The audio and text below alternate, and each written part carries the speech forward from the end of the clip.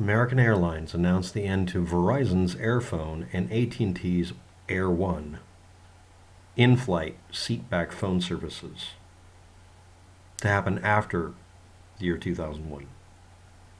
A spokesperson for the airline said that American Airlines will discontinue its AT&T in-flight service by March of 2002. Link below in the description to a CNET article about it that was done in 2002. By 2004, including myself as a witness much later than this on many other airlines, but definitely on theirs, it was still working. Very few people use the Airphone service specifically, I'm talking about, not Air One. By 2006, Airphone bandwidth was then sold by auction by the FCC to a company called AirCell and another one called Live TV. This was for an Airphone aircraft Wi-Fi identical to Airphone-like services but with added features. Instead of turning them off or having them not exist on a specific date you might be thinking of, why not look for what actually happened to them? A company stopped using it and another company picked it up. But in 2006 they'd said they would soon deactivate all of it. And they finally did it in 2013. They were permanently decommissioned as Airphone services. So someone's saying it absolutely couldn't be possible that seatback telephone functions were available on September 11th of 2001 requires you ignore the fact that the ship was working for a decade more after.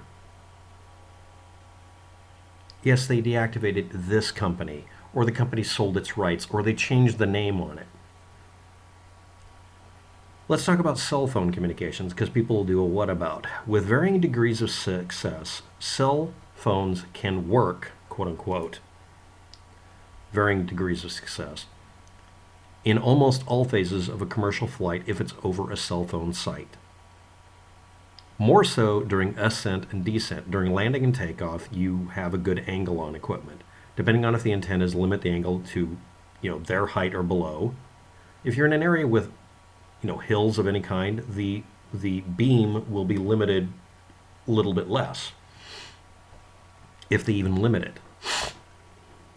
If you're in a mountainous region or a rural area, they are given more range so they can use fewer towers because they don't need towers for power, they need it for users. Each tower can handle a certain number of users at the time. And remember, most of this was analog or digital mixed together, depending on where you were at. The size of a cell site can vary from 100 yards or so. If you're not aware of it, that's about 1,000 feet. No, it isn't. It's 300 feet in a city to tens of miles across in an isolated area with a taller, more powerful signal. And yes, all you 5G freaks, that means that if you're using lots of little sites, you make them lower power. So let's all invoke homeopathy and nanothermite chakras and maracas and say somehow that the making it a lower power source makes it more dangerous, because of course you have to do that because you're stuck with this fact that we're using less and less radio signal intensity. Also, if you have a map that looks like this, you don't need to have one antenna covering a big circular area. You can make lots of little ones cover a very narrow area, so you're even releasing less exposure in the area, because the people who need it aren't there because they're off in this distance. Please also realize that at some locations, like the entrance to a national forest or whatever, there will be cell sites set up specifically to cater to that population. It's worth the money, or it may be for safety reasons. So you could be in an airplane and dead-ass fly over, some empty area, but it's going over some camp, and they've asked the phone company to set up a cell site so that they can have cell service there. Or the company might ask to put it there. Some people complained about cell companies wanting to set up cell sites on their farmland because there was a demand for it. And if you're near a highway, the entire highway length may have this going on. Depending on how far apart the antennas are, it may be lower or higher intensity, because they're trying to reach the dead area between them. And radio signals don't always just go left to right. They can also go up in the air, and you can have a cell site over here that can reach further away. Older analog network phones had stronger transceivers. They can be used at a maximum altitude of 10 miles for the older ones. The newer ones have a limit of 5 to 6 miles. 1 to 2 miles is the average, but they can go up to 5 to 6 miles. Your average airplane flies at about 6 miles up in the air. And that's based on, sea level. If you're at a higher altitude location, any altitude, it's going to make it a lower distance. The max range, however, from firing up a cell phone from an airplane is 45 fucking miles, because it's a radio signal. It doesn't give a shit how it's propagated. But they don't look up in the air with a radio signal. Yeah, but if you're way over here, you can be picked up. It's line of sight. And if it's digital, it's line of sight based on whether it's detected or not whether it's clean. And this doesn't mean you're going to get a really good connection. If you're looking at your cell phone and you're on a hijacked airplane and you've got 3 bars, you're going to go for it. But the rules say you're not supposed to do that. Now we invoke rule books. Now everybody's a friggin' hall monitor.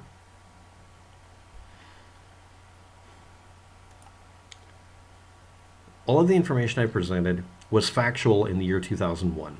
And again, it took till 2013 when they actually decommissioned the equipment or the ability to do it on an airplane.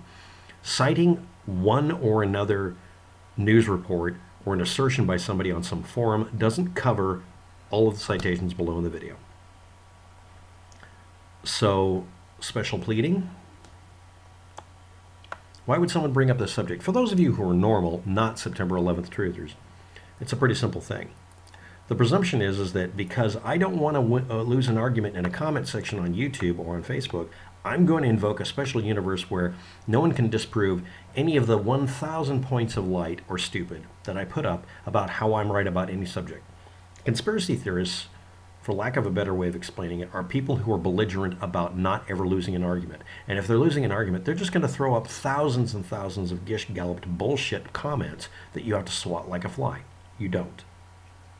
If someone makes an assertion that on September 11th, for some special purpose reasoning that they need real, nobody on that airplane or any of the airplanes on September 11th or anywhere else in the world, it has to be all of them, no one had access to a seat-back telephone, even though a shit ton of you who are old enough might have actually been on an airplane in the year 2001 and saw a little telephone directly in front of you on the back of the person ahead of you on the seat back. I've used one of them. I used one years later. Well, it was later. Yeah, it means they were still plugged in years later. It took till 2013 for the service or the functions to go away. And yeah, some of them had stickers saying this is disabled or broken. That's nice. They would repair them later. A lot of it was being phased out. 35 seatback GTE airphone calls or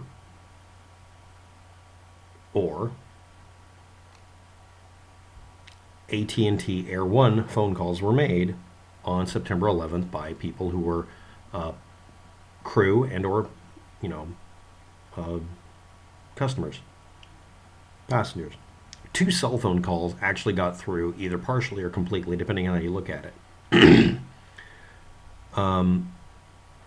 13 passengers and crew made the 35 air phone calls on the seatback phones, whatever brand or make or whatever. 2 cell calls were made, and this was from United Airlines 93 after it got below 5,000 feet, which means it was less than a mile up in the air. They were probably over a rural connection at the time. They were flying low and slow, maybe.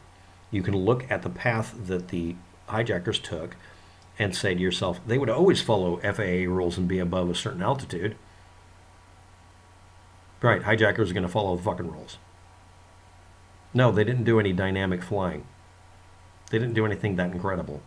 Because if you watch a playback without speeding up and slowing down, what is it with 9/11 truthers always speeding up and slowing down shit to try to make a point that's not real? If you actually watch what's going on, it isn't that hard of a turn to make. And you can even practice it in Flight Simulator. That does a pretty good job simulating this. By the way, the assertion is they all used Flight Simulator to be able to do this. Many in-flight calls were made by victims on September 11th. Flight 11 had 5 airphone and or Air 1 calls. It depends on what paperwork you're looking at. I'm sorry, but the 9/11 Commission reports are actually filled with errors, so I'm not even going to try to sort that out. 5 others were done on Flight 175. Flight 77 had 3 calls from the seatback phones. Flight 93, specifically,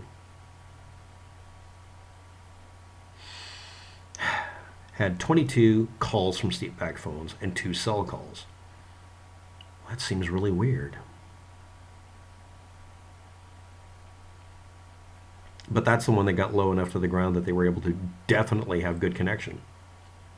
At 5,000 feet, that's almost an optimum altitude for airphone calls, too. That also might have been at about the point where GTE and AT&T decided to make the calls free because obviously something is going on. I don't know.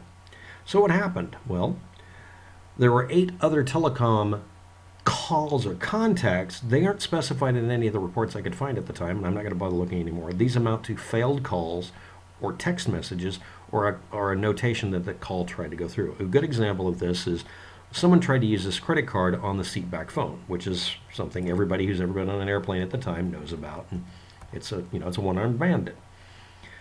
He was routed to customer service center in Chicago area because he wasn't able to authorize the card, and he reached a GTE operator. The operator testified about that, or at least was listed. Yeah, but no, you're not. See, this is the wonder of doing a YouTube video. It's a monodirectional, unidirectional, biphasal modulation. I'm able to communicate without being interrupted by someone yelling at the top of their lungs, shaking some stupid sign in my face, saying termites did 9/11. Flight attendant Ginger Gaynor, who was not associated with any of this, decided to go truther and said current and former domestic flight attendants that she talked to, not identified until later, maybe, said the phones were disabled, or they were removed, or they had stickers saying they were inoperative. Yes, some of them were like that. That was also something that would happen on any flight you went through afterwards and before, because they had to be maintained. If they were broken, a maintenance person would go up, unlatch the lockouts to keep people from fucking with it in flight, rip out the whole console, put a new unit in, see if it worked, and then walk away with the dead machine and send it back for repairs. You don't spend time fiddling with things and soldering it. You pull out the unit, replace it with a known good one, and then send it off or repair it in the bay. You don't slow down an airplane during maintenance. There's no reason to. Just swap the damn thing out. But I want to diagnose it. You're fired. And on that note, when they were decommissioning them, what they did is whenever they went bad, they'd pull them and put a plate in. Or, as I mentioned, another company took over the little, very valuable space to get credit card money and put up another unit. Most of them were for in-flight internet access or whatever. You plug in your equipment, or maybe whatever. Flight attendant Ginger Rayner talked to X number of people, not specified, who said a specific thing that doesn't mean that they were all unplugged. And it has nothing to do with the situation because these things were in place for a decade afterwards, claiming that they all had to be removed, and people then come up with, well, there was a law passed. And then, of course, no citation. Or, I heard it from a friend, Ginger Gaynor doing the same thing. I heard it through the grapevine. That's nice.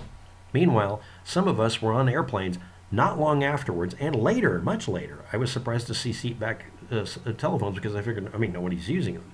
But they weren't offered mostly for the telephone. The telephone was a premium. Yeah, I'm on the phone. Yeah, I'm willing to throw money down. No, it's because you could plug in your laptop and get an internet connection. The bandwidth was sold to companies that hooked up, telecom hookups. Telecom isn't just telephone. Who else decided to go truther? Debunking 911 debunking, David Ray Griffin said that they'd never had airphones. When they found out that they were removed in 2002 and not 2001, he then tried to prove they'd never existed in the first place, even though, again, a lot of you were on airplanes at the time and know that they did. Pilots for 9/11 Truth's Ralph Kolstad cited an anonymous American Airlines mechanic leak of a Boeing aircraft maintenance manual with a documentation with a bunch of names on it, saying that in the future they would be removing the phones, but it was a tampered with file, and it also specified that they were talking about it happening after 2002. Pointing out any of these facts, God help you if you do it. You'll be stuck with people sitting there bitching you out for pointing out easily citation-riddled facts by saying neener and calling you names, like what happened today. Thanks for watching. Have a good day. Good luck with that. And yeah, it's coming up in the news apparently because someone needs to bring this up so they can get page views. So here's yet another video. I've done one of these every year or so. Goodbye.